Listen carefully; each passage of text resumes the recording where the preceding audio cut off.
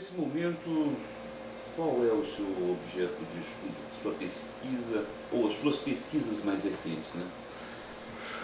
Nós trabalhamos atualmente com fotocatálise heterogênea. O que é isso?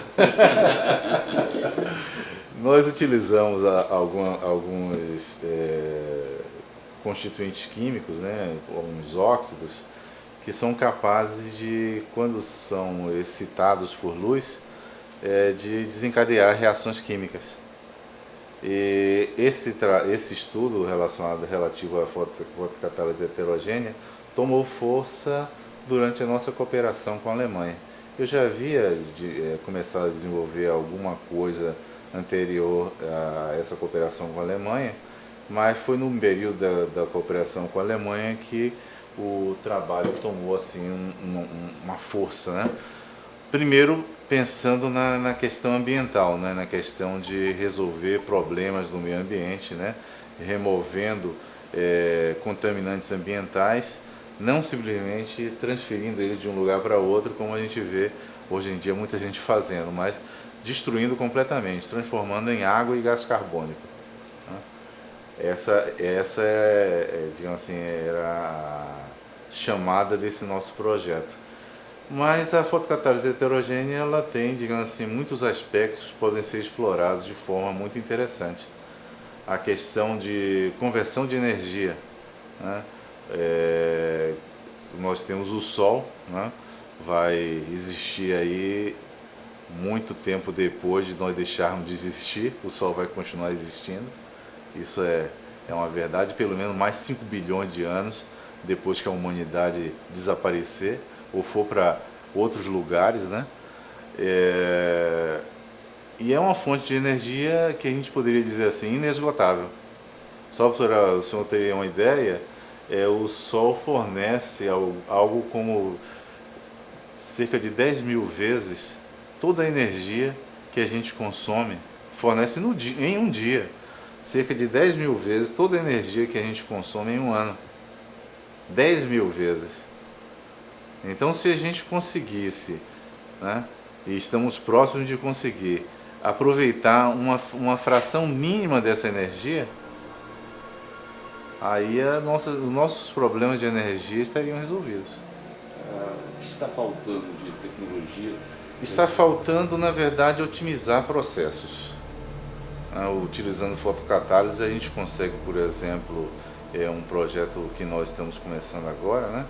A gente consegue decompor a água e obter hidrogênio e oxigênio. Aí alguém pode chegar e perguntar, mas para que isso? Na verdade, nós estamos fazendo isso para acumular a energia fornecida pelo Sol. Porque aí eu posso pegar esse hidrogênio e posso queimar ele e produzir energia, onde eu quiser. Com o Sol eu não posso fazer isso, porque à noite não tem Sol, o Sol está do outro lado, né? Mas se eu tenho uma reserva de hidrogênio, eu posso utilizar uma outra tecnologia que já existe, que são as células a combustível, e produzir energia elétrica. E a queima desse hidrogênio, ela não produz resíduos? Hein? Produz água. Água. É o resíduo. Fonte de energia fantástica. Fantástica, Ou seja, começamos com água e terminamos com água. Voltamos à água. Sem produzir CO2. Da água, sem produzir gás carbônico. Da água à água. Energia então, limpa, sustentável, exatamente, renovável, né? Não é como, por exemplo, o álcool que a gente vê faltar, porque simplesmente alguém resolveu, ao invés de plantar cana, plantou outra coisa, ou então pegou uma parte da garapa e transformou em açúcar, porque no mercado internacional o açúcar está valendo mais. O senhor também então tem esse sonho de poder viajar pelo cosmos? Sim. Isso é um encanto, né? Realmente. Esse universo aí. Conhecer, exatamente. Ou outras distâncias, né? Porque existem teorias que mostram que, por exemplo, é praticamente impossível a gente percorrer esses espaços imensos na nossa escala de tempo, né?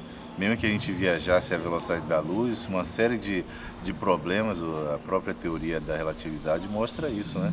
Uma série de problemas aconteceriam, né? Quando a gente voltasse, nós não iríamos encontrar os nossos parentes, nós não iríamos talvez nem encontrar ninguém na Terra, né? Mas existem teorias que mostram que, por exemplo, o espaço pode ser dobrado, ou pode se viajar por subespaços, né? E aí chegar em distâncias muito maiores. Exatamente, os buracos de minhoca, né? E por aí vai. Existem várias, ainda são, digamos assim, eu não diria nem teorias, mas são mais hipóteses, né? Porque ainda precisam ser comprovadas, né? Mas como o nosso universo ele é todo matemático, né? Como na matemática existem essas possibilidades, né? Então é muito provável que o nosso universo também tenha essas possibilidades. Né? Então as viagens interestelares devem ocorrer utilizando sistemas como esse. Né? E o custo dessa energia por fotocatálise heterogênea. O custo baixíssimo. Eu não posso chegar e falar em termos de números, mas imagine o seguinte: o Sol é uma fonte que, digamos assim, quem nos fornece a luz não cobra nada por isso, né? O que nós precisaríamos fazer, depois eu vou mostrar para vocês um dos nossos reatores, é fazer o catalisador, preparar o catalisador e fazer com que esse catalisador circule junto com a água, digamos assim, diante do Sol. Né? É quase algo como os antigos egípcios faziam, né? Para Ra, que era o rei Sol. Né? Então a gente vai colocar o reator diante do Sol, a água circulando e recolher hidrogênio e oxigênio. Talvez nós tenhamos um custo razoável, mas não é um custo impeditivo, com a separação do hidrogênio e do oxigênio. Isso aí a gente pode fazer com absorvedores específicos, né?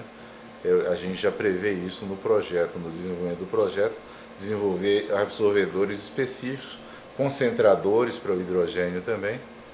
E aí no final das contas a nossa proposta é fornecer uma tecnologia completa, né? Todo o processo e além do processo, os catalisadores mais adequados para serem utilizados.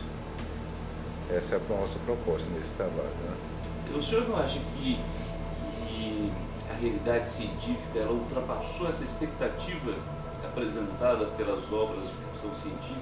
Na verdade, ela está seguindo a expectativa apresentada pelas obras de ficção científica.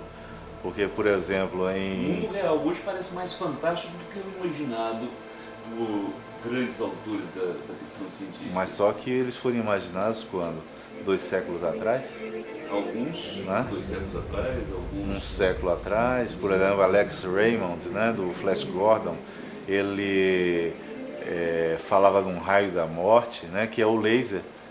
Em 1930, nas histórias em quadrinhos de Alex Raymond, ele falava do raio da morte. Em 1960, cientistas, né, de vários países conseguiram fazer com que a luz fosse tornada coerente, utilizando uma série de conhecimentos que foram sendo acumulados ao longo dos anos, e aí surgiu o laser, que é o raio da morte. O celular, Jornada nas Estrelas. E magicamente o indivíduo falava por um aparelho. Só que o celular deles era melhor que o nosso, viu? Porque ele conseguia falar o pessoal que estava fora da estratosfera, né? A gente que sai com o nosso celular aqui, pega uma descidinha ali em direção a Araguari, não fala com ninguém mais, né? Então a gente ainda precisa de alguns avanços, né, tecnológicos, né? O Admirável Mundo Novo de Aldous Huxley, né? Já falava de clonagem. Sim, clonagem de seres vivos, né? Exatamente.